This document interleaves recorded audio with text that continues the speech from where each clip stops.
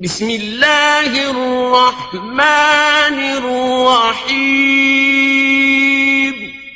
اللہ کے نام سے شروع جو نہایت مہربان رحم والا۔ آپ کے وجود کو برداشت نہیں کریں گے، آل محمد کو ان کی عصمت اور طہارت نے اتنا نقصان پہنچایا، معصوم نہ ہوتے نعوذ باللہ، آیہ تطہیر کی سند نہ لیے ہوئے ہوتے، عام لوگوں کی طرح سے ہوتے تو شاید اس طرح سے دشمنی کا مظاہرہ نہ کرتا کہ خالی جوانوں کو قتل نہیں، شہید نہیں کیا، عورتوں کے سروں سے چادر بھی اتاری، اور خاص طور پر میرا مولا سجاد۔ یعنی کربلا سے جب یہ قافلہ چلا ہے تو مسئلہ صرف یہ نہیں ہے کہ سجاد اپنی بہنوں اور پھوپھیوں کو ننگے سر قیدی بنا دیکھ رہا، کائنات کا سب سے بڑا مسئلہ سجاد کے لیے یہی ہے، مگر اس کے علاوہ بھی شمر کیسا ملعون و جہنمی، مگر ایک بات وہ جانتا، چنانچہ کئی بار راستے میں اس نے اس طریقے پہ عمل کیا، اور وہ کیا ہے؟ وہ یہی تو ہے نا، ریاض القدس کی روایت آپ اکثر سنتے، آج سنیے گا، مکمل کل ہوگی، کہ جب یہ قافلہ 11 محرم کو چلا تھا تو نہ محملیں تھی نہ عماریاں تھی، نہ سہارا دینے والا کوئی وارث تھا، ہر بی بی اونٹ پہ اکیلے بیٹھی،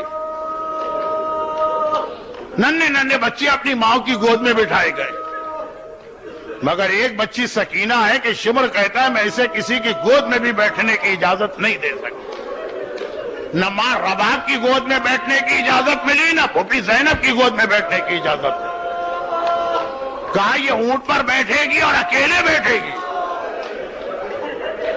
زینب فرماتی رہی اے شمر یہ بچی کبھی بھی اکیلے نہیں بیٹھی ہے اور محمل میں نہیں بیٹھی، یہ تو بغیر محمل کی سواری، بچی کہیں گر جائے گی۔ ظالم کہاں سنتا ہے دوسرے کی بات، کہاں نہیں گرے گی بچی۔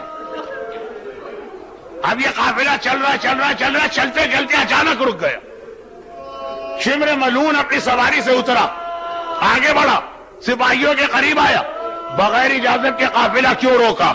سپاہیوں نے کہا حاکم ہم کیا کریں، جس نیزے پہ حسین کا کٹا سر ہے وہ نیزہ زمین میں گڑ گیا، آگے نہیں بڑھتا، ہم نے ہر کوشش کر کے دیکھ لی۔ شمر نے کہا اچھا حسین کا سر آگے نہیں بڑھ رہا، میں اس سر کو آگے بڑھاتا ہوں۔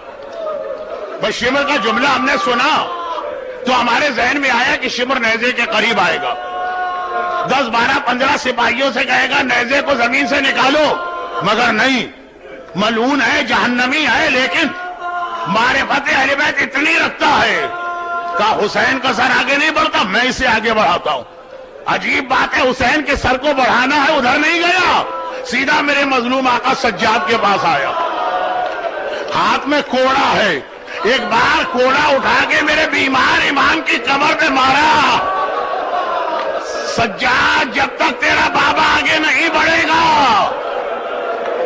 اس وقت تک مسلسل تیری کمر پہ کوڑے مارے جائیں گے۔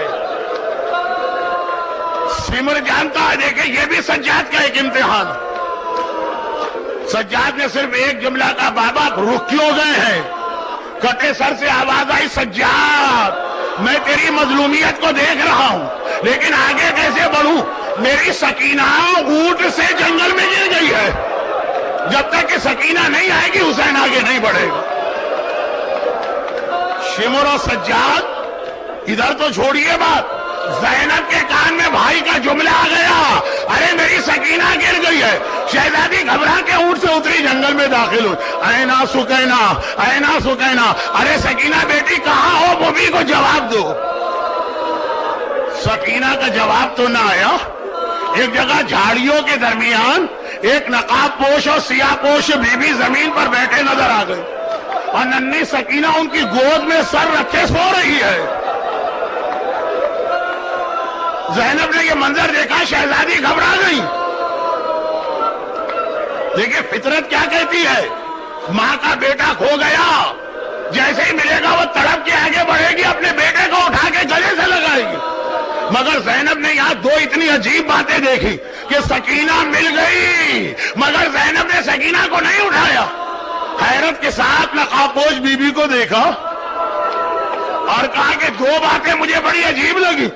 اب تک تو جو آیا بچی کے تماچے تو لگائے، بدن پہ کوڑے تو مارے، آپ کون ہیں جو اس یتیمہ سے اتنی مہربانی کر رہے ہیں؟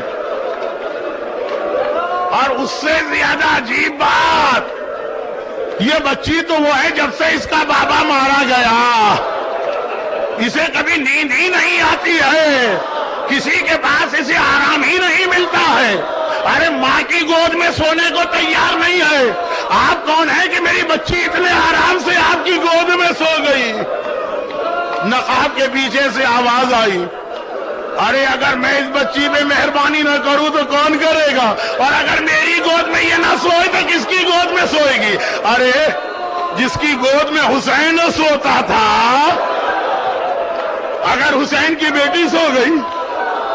زینب نے آواز سنی، حیرت بڑھ گئی، پریشانی بڑھ گئی۔ بی بی آپ کی آواز میں نے سنی ہے، یہ جانی پہچانی آواز ہے، للہ اپنا تعارف کرائیے آپ کون ہے؟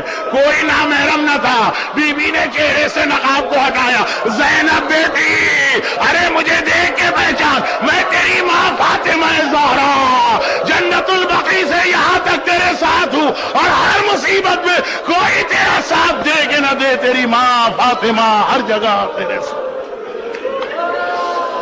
الا ولعنت اللہ علی اعدائہم اجمعین۔